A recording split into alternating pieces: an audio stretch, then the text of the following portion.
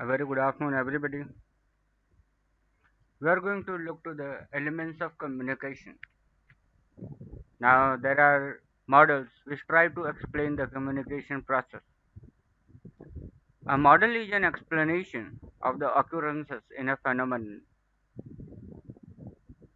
Elements of communication have been explained in different models which attempt to explain the communication process. Communication is a two-way process that results in a shared meaning or common understanding between the sender and the receiver. An understanding of how communication works can help us to understand and improve our communication. The elements of communication enable us to understand how communication works. The basic communication model consists of five elements of communication: the sender, the receiver, the message, the channel, and the feedback. These are the main elements of communication which are explained below. The receiver means the party to whom the sender transmits the message. A receiver can be one person or an entire audience of people.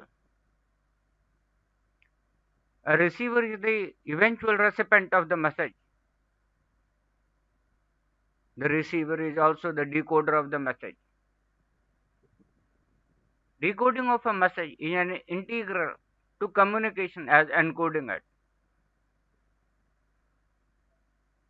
Decoding is the process of giving meaning to the encoded message. It can also be referred to as extracting the embedded meaning or interpreting what was encoded by the sender. The ability of the receiver in decoding the message correctly is decisive in understanding the message in its holistic sense. Noise, barriers, anything that is competing the sources and the receiver's attention is called a noise. Barriers to the communication are the factors that contribute towards the total or partial loss or failure of the communication. In simple terms, they can be referred to as those features that act as blocks to the desired outcome of any communication process. They are many and very multidimensional in nature. Noise can be internal and external. Noise that is coming from the interlocutors, such as headache, anger, stress, etc., are internal noise. External noise are related to the environment, such as car parking, children shouting, siren from an ambulance, and so on. The message is the most crucial element of effective communication. A message can come in many different forms, such as oral presentation, a written document, an advertisement, or just a comment. The message is not necessarily what the sender intends it to be. Rather, the message what the receiver perceives the message to be. As a result, the sender must only compose the message carefully. Not only should compose the message carefully, but also evaluate the ways in which the message can be interpreted. Channel. The message travels from one point to another via a channel of communication. The channel sits between the sender and the receiver. There are many channels or types of communication channels. For example, from the spoken word to radio, television, an internet site or something written like a book, letter or magazine. Every channel of a communication has its advantages and disadvantages.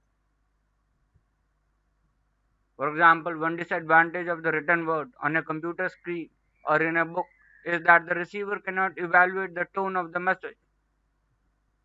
For this reason, Effective communicators word written communications clearly so that they don't rely on the specific tone of voice to convey the message accurately.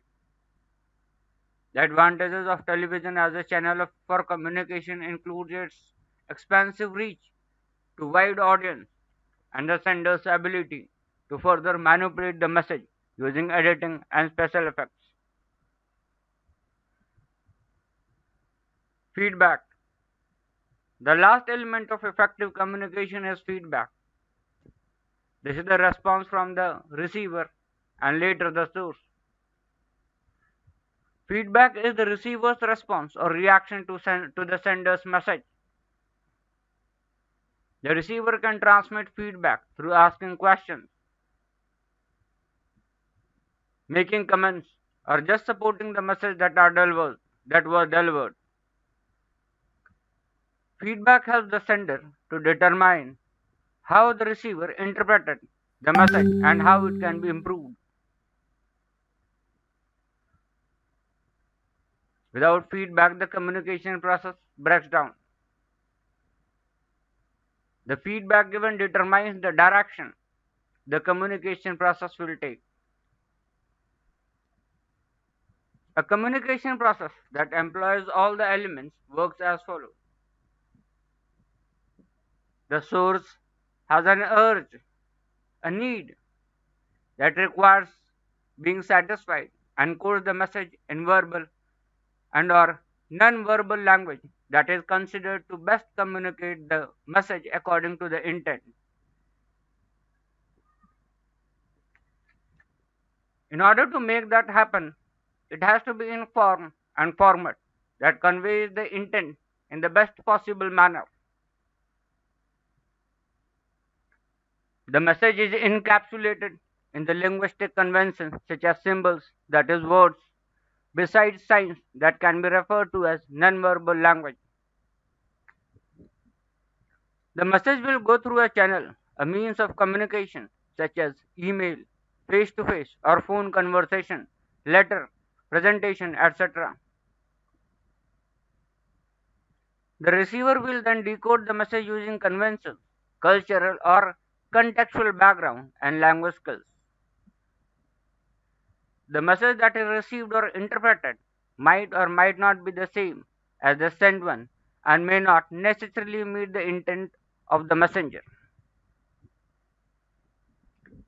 In our next chapter, we are going to look for different communication models like Shannon-Warren model, interactive model, and linear model.